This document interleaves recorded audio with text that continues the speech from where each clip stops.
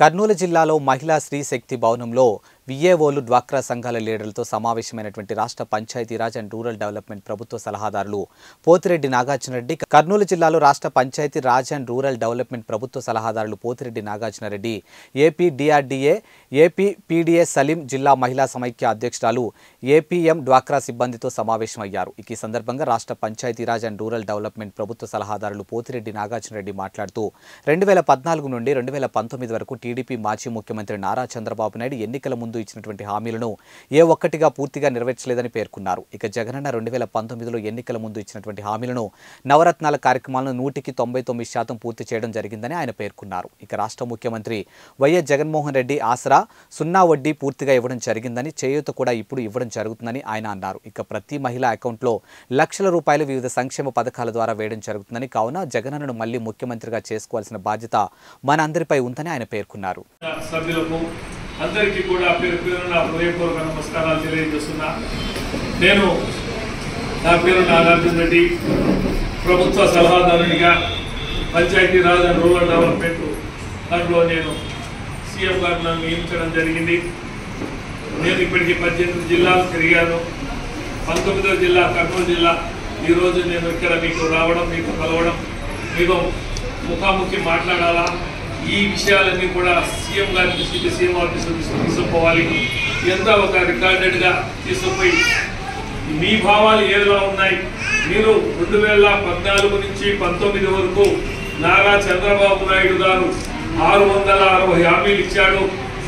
ఆ హామీల్లో ప్రధానమైనటువంటిది డ్వాక్రా సంఘాలకు సంబంధించి పూర్తి రుణమాఫీ చేస్తానని చెప్పడం, మరి 0 వడ్డీ ఇస్తానని చెప్పడం, బంగారు బ్యాంకుల్లో పెట్టేటువంటి అన్ని తీసిస్తానని చెప్పడం, రుణమాఫీ తీసేస్తానని చెప్పడం, బాబు వస్తే జాబ్ వస్తుంది, ఇంటికో ఉద్యోగం అని చెప్పడం, రకరకాలైనటువంటి అన్ని చెప్పి 5 ఏళ్లలో ఏమి కూడా ఒక్కటి కూడా పూర్తి స్థాయిలో చేయలేనటువంటి వ్యక్తి చంద్రబాబు నాయుడు గారు. మరి జగనన్న ముఖ్యమంత్రి అయిన తర్వాత ఇడుపులపై నుంచి ఇచ్చాపురం వరకు 3864 కిలోమీటర్ల పాదయాత్రలో ప్రజల కష్ట సుఖాలను తెలుసుకొని నవరసాల కార్యక్రమాలను పెట్టడం, దాంట్లో 24 రకాలైనటువంటి సేవలను తీసుకురావడం, ప్రజలకు ఏది అవసరమో దాన్ని ఖచ్చితంగా చేయాలనే ఉద్దేశంతో ఆ నవరసాల కార్యక్రమాలకు సంబంధించి 199% పూర్తి చేసినటువంటి ఘనత మన ముఖ్యమంత్రి జగన్మోహన్ రెడ్డి గారు అని చెప్పి నేను సభాముఖంగా చెప్తున్నా. మీకు తెలుసు, ఈరోజు ప్రతి అకౌంట్ కూడా మహిళల అకౌంట్లోనే పడతా ఉన్నాయి. ఎలక్షన్లకు ముందు చెప్పాడు ప్రతి మహిళా లక్షాధికారి కావాలి అని. చెప్పిన మాట ప్రకారం ప్రతి మహిళా అకౌంట్లలో లక్షలాది రూపాయలు డబ్బులు పడ్డాయి ఈ 4.5 సంవత్సరాల్లో. ఇది వాస్తవమా కాదా అని కూడా మిమ్మల్ని అడుగుతున్నామా? వాస్తవమే కదా? అప్లికేషన్ పెట్టకుండా, ఆఫీసుల చుట్టూ తిరగకుండా, లంచాలు ఇవ్వకుండా, అర్హత కలిగిన ప్రతి ఒక్కరికి నువ్వు ఏ పార్టీ, నువ్వు ఏ కులం, ఏ ప్రాంతం అనేది చూడకుండా అర్హత కలిగిన ప్రతి ఒక్కరికి కూడా అన్ని ఇవ్వడం జరిగింది జగనన్న. మరి నాడు చంద్రబాబు నాయుడు కాలంలో జన్మభూమి కమిటీ పెట్టి ఏ లోన్ రావాలన్నా, ఏ పెన్షన్ రావాలన్నా, ఏదైనా ప్రభుత్వం నుంచి లబ్ధి జరగాలన్నా కూడా ఆ జన్మభూమి కమిటీలు సిఫారసు చేస్తేనే కానీ పెన్షన్లు కానీ, లోన్లు కానీ, బిల్డింగులు కానీ వచ్చేది కాదు. ఈనాడు ఈ రాష్ట్రంలో దాదాపు 23 లక్షల మందికి ఇళ్ల పట్టాలు ఇవ్వడం, 21 లక్షల మంది ఇల్లు కట్టుకోవడం జరుగుతూ ఉంది. దానికి కూడా ఎన్నో అడ్డంకులు తెలుగుదేశం పార్టీ వాళ్ళు పెట్టి కోర్టులకు వేయడం, ఆ స్థలాలను ఇబ్బంది పెట్టడం జరుగుతూ ఉంది. కాబట్టి ఇవన్నీ మీరు ఆలోచించండి. ఈరోజు జగనన్న ఒకటే ఆలోచిస్తున్నాడు, నాయకులు ఎవరు పోయినా కూడా నా వల్ల లబ్ధి జరిగి ఉంటే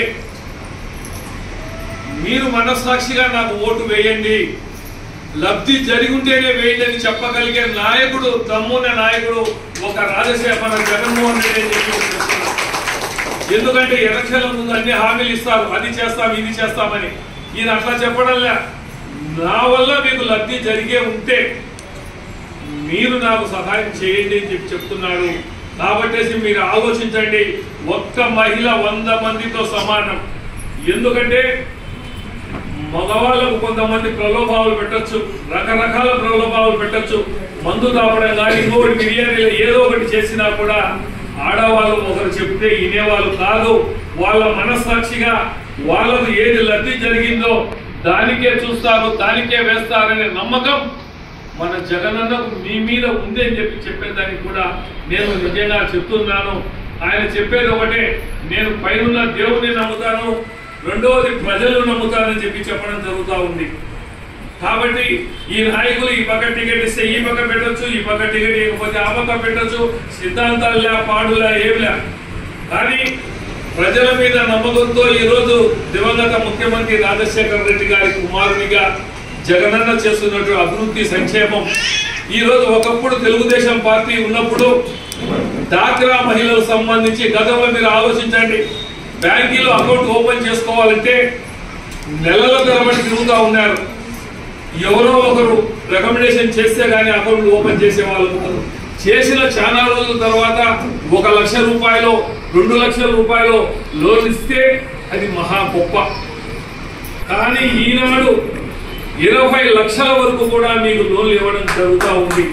ఇది వాస్తవమా కాదా కూడా నేను అడుగుతున్నా. ఎందుకు చెప్తున్నానంటే ఈ రోజు మీకు ఇచ్చినటువంటి డబ్బును మీరు సద్వినియోగం చేసుకున్నారు. మీ ద్వారా నేను వినాలి, ఇది రికార్డ్ చేసి అక్కడ వినిపించాలనే ఉద్దేశంతోనే మీ సంఘ సభ్యులు కూడా మీరు తీసుకున్నటువంటిది మరి బర్రెలు తీసుకోవడమా, గొర్రెలు తీసుకోవడమా, షాపులు పెట్టడమా, లేకపోతే వ్యాపారాలు చేయడమా, ఏం చేశారు, మా కుటుంబాన్ని మేము ఏ విధంగా ముందుకు తీసుకుపోతున్నాం అనేది మీ మాటల్లోనే రావాలి అని చెప్పేసి ఉద్దేశంతోనే మిమ్మల్ని అందరినీ కూడా పిలిచి ఈరోజు ఈ మీటింగ్ కూడా పెట్టడం కూడా జరిగింది. మరి అదే కాకుండా ఇప్పుడు సర్పు సంబంధించిన CEO మన మీ జిల్లాకు సంబంధించిన వ్యక్తి, చాలా మంచి వ్యక్తి. కాబట్టి ఆయన కూడా మీకు ఇప్పుడు మన పీడి గారు చెప్పినట్టుగా ఎక్కువ ప్రాధాన్యత కూడా ఇవ్వడం జరుగుతూ ఉంది ఇంతియాజ్ గారు. కాబట్టి ఆయన కూడా నాకు బాగా ముఖ్యుడు, మంచి వ్యక్తి, కర్నూలు జిల్లా వాసిని కూడా నాకు తెలుసు. కాబట్టి మీకు ఒక రాష్ట్ర స్థాయిలో ఒక ఉన్నత అధికారి ఉన్నారు. ఆయన జిల్లాకు చేస్తే ఎక్కువ సాయం చేసే జీవితాంతం నేను ఉన్నప్పుడు చేశానని ఒక గుర్తింపు తెచ్చుకోవాలని ఒక ఆలోచనతో ఆయన ఉన్నారు. కాబట్టి అదే కాకుండా